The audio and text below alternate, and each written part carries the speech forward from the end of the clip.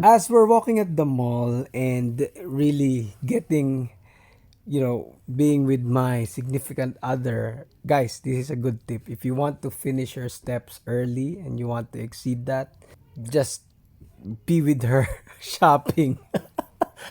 Yeah, and I'll assure you, you'll finish your steps early. Like 10,000 steps will be so easy, when women shop. And as I'm doing that, walking, finishing the steps, enjoying the moment, I'm chatting with some of the clients and getting some work done. And, I just realized something. When human nature, it's part of us that we want to try, or even most of the time force, to make things faster, to get the results faster. You know this, you already seen this, and in the end, it's instead of the process being faster, it becomes even more slower when you take a step back and you see things in the long run. And the meme before is a good analogy. Think about it.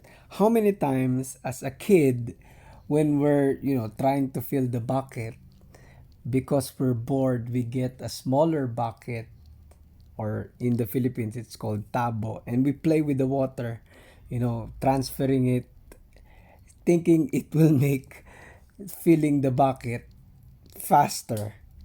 But it's like us. How many times did we resort to shortcuts, making the process harder than it should be? But in the end, what happens? The water spilled, or it might not spill, but you just transfer the same amount. What do I mean?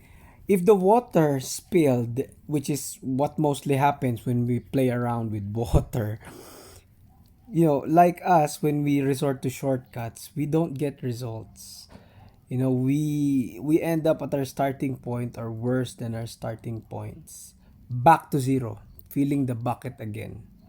Okay, if the water did not spill, we just transferred the same amount. That's what happens to us when we resort to shortcuts. If we do get results resorting to shortcuts, if we are honest, the result is not as significant. In fact, it's almost the same if we took things, compared to when we took things more slowly or more gradually. Okay? Plus, it's not that permanent because of the unnecessary pain, unnecessary stress it took to make it faster than ever. For example, the goal is to lose 10 to 15 pounds of pure fat in 15 weeks. So you want to maintain muscle in that 4-month period. Instead of waiting 15 weeks, you want to lose it in 6 weeks. So you did everything in 6 weeks. Instead of going for on a sustainable deficit, a 400 calorie deficit, you did 1200 or more. Instead of going 2 workouts a week, you did 6, plus with cardio and circuits. What's the ending? There are 3 results. You but the common thing is you are too hungry, too tired, and extremely burnt out. Result number 1, yes, you might have you're successful. You lost 15 pounds of body weight. But the question is all that body weight body fat? Did you gain muscle, or did you lost muscle in that process? Probably you lost muscle. Probably it's not all body fat, because it's 6 weeks. 15 pounds is 6 weeks. That's too aggressive. Okay. Result number 2, you only lost 6 pounds, which is about right, which is about what we expect when you are in a calorie deficit in 6 weeks. What's the point? You can get this without the pain of the 1200 calorie deficit. You can get this at the 400 calorie deficit. You can get this by just working out twice a week, not six. Okay? You can get the same 6 pounds.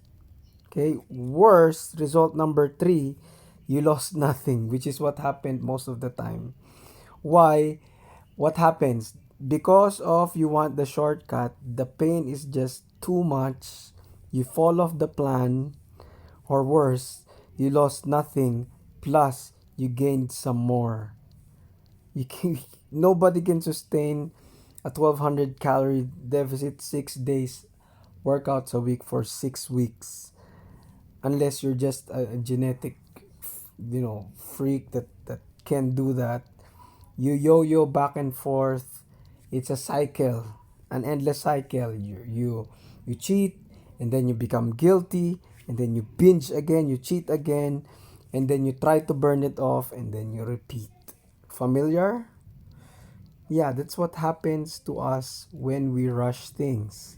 Okay? Stupid things we do when we try to rush things. That makes it slower. That's make that doesn't not just make things slower, but some people not just make things slower, but most of us quit. Okay? So I get it. We're bored. We don't want the process to be long. We hate waiting. We want to do as much as we can and get it as fast as we can. I get that. And I'm not saying not to push the limit. It's okay to push the limit. And that's the key word, limit. Because we have limits, we should learn how to wait for those limits to recover. Okay? So stop shortcutting, stop making it so fast, being impatient. In fact, I highly recommend to just not look at yourself in the mirror all the time. Focus on what you gotta do, the habits, and the results is just a consequence.